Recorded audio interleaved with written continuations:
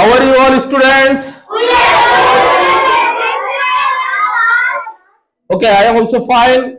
মনে রাখতে হবে ইংরেজি শেখার জন্য অথবা ইংরেজিতে কথা বলার জন্য আমাদেরকে তিনটা টিপস জানতে হবে। কয়টা টিপস জানতে হবে? তিনটা।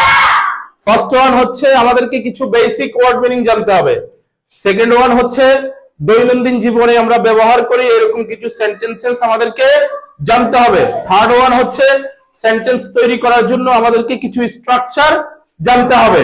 তাহলে ইংরেজি শেখার জন্য অথবা ইংরেজিতে কথা বলার জন্য আমাদেরকে কয়টা টিপস জানতে হবে? ফার্স্ট ওয়ান, সেকেন্ড ওয়ান,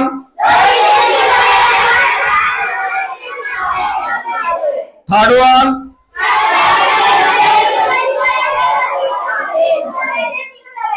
হ্যাঁ, সেন্টেন্স তৈরি করার জন্য কিছু স্ট্রাকচার জানতে হবে। ওকে, আজকে আমি তোমাদেরকে 5টা ওয়ার্ড মিনিং শিখাবো। এই 5টা ওয়ার্ড মিনিং দিয়ে তোমরা কিভাবে শত শত বাক্য তৈরি করবে সেটা শিখিয়ে দিব, ঠিক আছে? ওকে, পড়া ইংরেজি হচ্ছে রিড, লেখা ইংরেজি হচ্ছে রাইট, খাওয়া ইংরেজি হচ্ছে ইট, খেলা ইংরেজি হচ্ছে শিখা ইংরেজি কি লার্ন। এই 5টা ওয়ার্ড দিয়ে আমরা আজকে কিভাবে শত শত বাক্য তৈরি করবে সেটা শিখিয়ে দিব, সেই মেথডটা শিখিয়ে দিব, ঠিক আছে?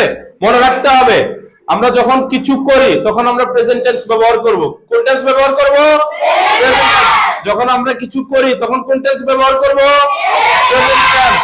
ওকে, আই রিড আমি পড়ি, আই রাইট আমি লিখি, আই প্লে আমি খেলি, আই ইট আমি খাই, আই লার্ন আমি শিখি।